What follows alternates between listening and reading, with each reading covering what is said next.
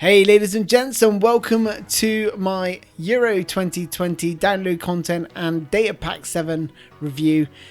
We're mostly going to be focusing on the gameplay aspect, understanding what's changed, and I'm going to bring in you that news today. But let's just start off with Euro 2020, just a quick summary. Yes, there are omissions, there's some faults in the presentation and in terms of the kits.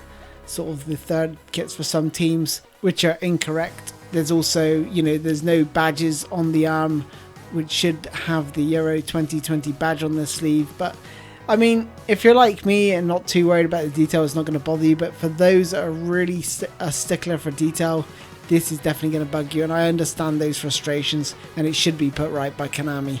With regards to the presentation as a whole package, I really like it.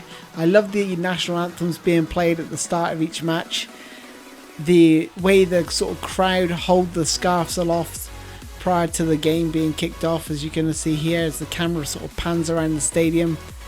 The transition as well.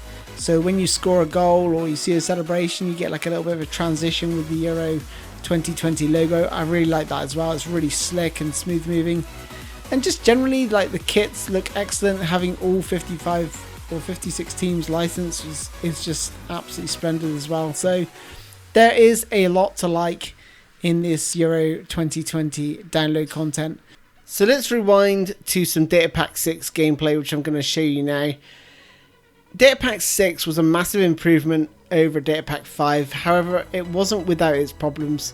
It still had these sort of bugs of lack of awareness. I mean, just look at this cross here. It goes between everyone. I don't know what that player's doing. I had player selection issues there as well. The first thing I noticed straight from kickoff on Data Pack 7 was the speed of passing. It just feels a little bit quicker on the ground and a little bit slicker. I also feel like they've tweaked the finesse dribbling ever so slightly, and I think that's a bit more improved as well and a bit more useful.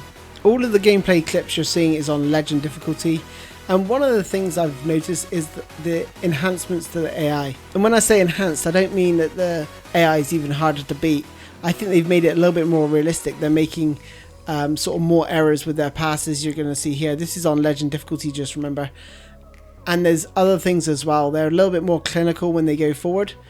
They're, you can also beat them with bits of skill, which you're going to see here with Dele Alli. So you can see him drive at the defense, do a La Croqueta, and then shoot one in off the post. And I think this tweak to the AI just makes it feel a little bit more real, and I've really enjoyed playing my Euro 2020 Master League. If you've been watching it, I'm sure you could probably see how much I'm enjoying the game more now than I did with Data Pack 6 and certainly Data Pack 5. Now, remember how I said the speed of passing has been increased?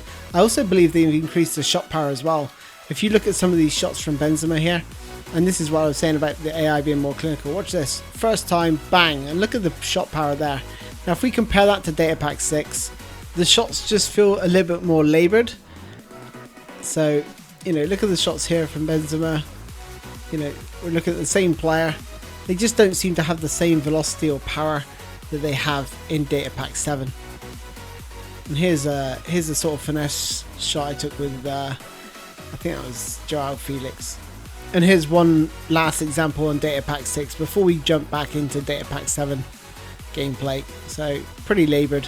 I also think they further enhanced the first touch and also fixed some of the player selection issues that I've certainly been having with Data Pack 6. It feels just a lot more refined, and I think we're at a stage now where we could consider this to be one of the best data packs released for PES 2020. I still hold Konami accountable that it's taken this long to get the gameplay just right, and I've got to admit, it's still not perfect. It's still a long way from the likes of PES 2017, 18 and 19 in my opinion.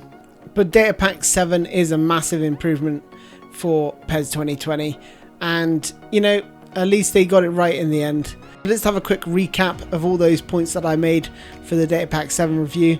So we're going to look to see increased shot power, so be sure to try some long range shots because you may find that they're going to go in more frequently than they did before. Also, the increased passing speed is definitely going to allow for a more fluid gameplay, especially with that improved first touch as well. The AI, you know, they've received a bit of a boost. And when I say that, like I said, they're making more errors on legend difficulty. They're making more passing errors, but they're also being a little bit more clinical when going forward. So they're not just going to sort of dilly-dally when they're through on goal.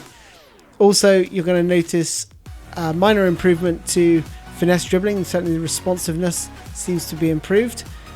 And also players now seem a bit more aware, and the player selection seems to have been tightened up a little bit. I'll leave a short summary on the screen for you to read, but for me this is the best data pack to date in my opinion. But again, you have to ask why it's taking so long to get to this stage. That's all from me, ladies and gents. Hope you enjoyed the review. Let me know your thoughts in the comments. It'd be great to hear from you guys, see if you're enjoying it as much as I am. And until next time, I'll see you soon. Bye bye.